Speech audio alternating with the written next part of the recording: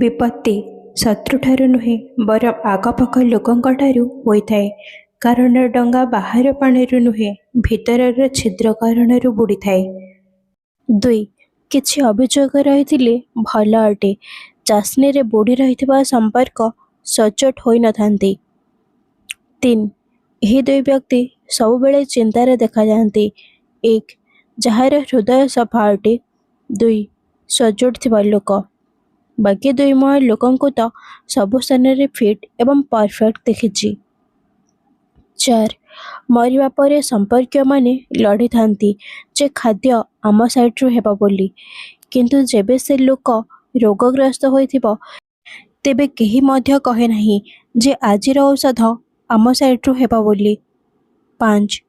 ଗୋଟିଏ ସ୍ତ୍ରୀ ପୁରୁଷ ସହିତ ସେତେ ସମୟ ପର୍ଯ୍ୟନ୍ତ ଅଭିଯୋଗ କରେ ଯେତେବେଳ ପର୍ଯ୍ୟନ୍ତ ସେ ଶୁଣେ। ସେହି ଅଭିଯୋଗକୁ ସେ ବୁଝିଥାଏ, କିନ୍ତୁ ଯେବେ ସେ ତାକୁ ଅଣଶୁଣା କରିଦେବ ତ ସେ କହିବା ବନ୍ଦ କରିଦିଏ। 6. ଯେତେବେଳ ପର୍ଯ୍ୟନ୍ତ ନିଜ ଉପରେ ନ ବିତିଛି ଅନୁଭବ ଏବଂ ଦୁଃଖ ଯନ୍ତ୍ରଣା ମଜାକ ହିଁ ଲାଗିଥାଏ। 7. ଯେଉଁ ବ୍ୟକ୍ତିର ଜୀବନରେ ବହୁତ କାମ ଅଛି, ଖାଲି ଏତିକି ବୁଝି ନିଅନ୍ତୁ ଯେ ନିଜ ପରିବାର ପାଇଁ ତାର ବହୁତ ସ୍ୱପ୍ନ ଅଛି। 8. ମନେ ରଖନ୍ତୁ, ଯେଉଁ ସତକୁ ଠିକ୍ ସମୟରେ କୁହା ନଯାଏ ତାହା ମିଛ ବନିଯାଏ। 9. ମଣିଷକୁ ଖାଲି ଦୁଇଟି ବସ୍ତୁ ହିଁ ସଫଳ ବନାଇଥାଏ। ଗୋଟିଏ ହେଲା ଭଲ ଭାଗ୍ୟ ଏବଂ ଅନ୍ୟଟି କଠିନ ପରିଶ୍ରମ।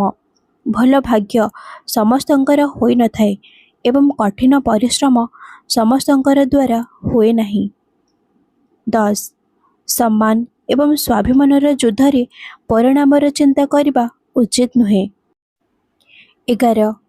ମଣିଷର ଗୁଣ ଏବଂ ପାପ ଉଭୟର ମୂଲ୍ୟ ଥାଏ। ଖାଲି ପାର୍ଥକ୍ୟ ଏତିକି ଯେ ଗୁଣର ମୂଲ୍ୟ ମିଳିଥାଏ ଏବଂ ପାପର ମୂଲ୍ୟ ଭୋଗିବାକୁ ପଡ଼ିଥାଏ। 12. ଯେବେ ଦୁଃଖ କେହି ନିଜର ଦିଅନ୍ତି ତ ବଡ଼ ଗଭୀର ଦେଇଥାନ୍ତି, ଯାହାକୁ ସହିବା ତ ଦୂର କଥା କାହାକୁ କହିବା ମଧ୍ୟ ମୁସ୍କିଲ ହୋଇଥାଏ।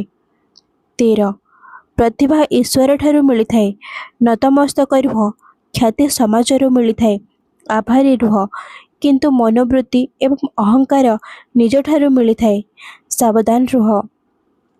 14.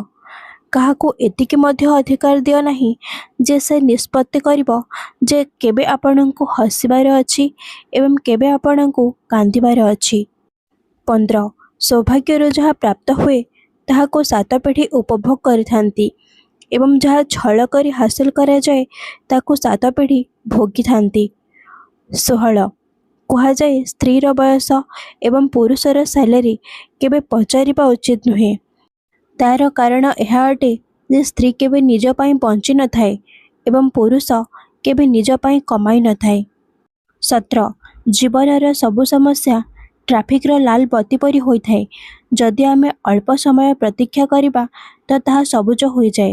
ଧୈର୍ଯ୍ୟ ରଖନ୍ତୁ, ପ୍ରୟାସ କରନ୍ତୁ, ସମୟ ପରିବର୍ତ୍ତନ ହୋଇଥାଏ। 18. ଜୀବନରେ ଲୋକଙ୍କର ଆସିବା ମଧ୍ୟ ଗୋଟିଏ ଉଦ୍ଦେଶ୍ୟ ହୋଇଥାଏ। କିଛି ତୁମକୁ ପରୀକ୍ଷା କରିବେ, କିଛି ତୁମର ବ୍ୟବହାର କରିବେ, କିଛି ତୁମକୁ ବଞ୍ଚିବାର ଉଚିତ ଅର୍ଥ ଶିଖାଇବେ। 19. ନିଜର ବୁଦ୍ଧି ମଧ୍ୟ ମହତ୍ତ୍ୱ ରଖିଥାଏ, ନହେଲେ ଅର୍ଜୁନ ଏବଂ ଦୁର୍ଯ୍ୟୋଧନର ଗୁରୁ ତ ଗୋଟିଏ ହିଁ ଥିଲେ। 20.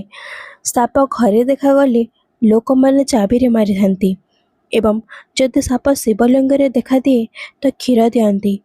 ଲୋକେ ସମ୍ମାନ ଆପଣଙ୍କର ନୁହେଁ ଆପଣଙ୍କର ସ୍ଥାନ ଏବଂ ସ୍ଥିତିର କରିଥାନ୍ତି। 21.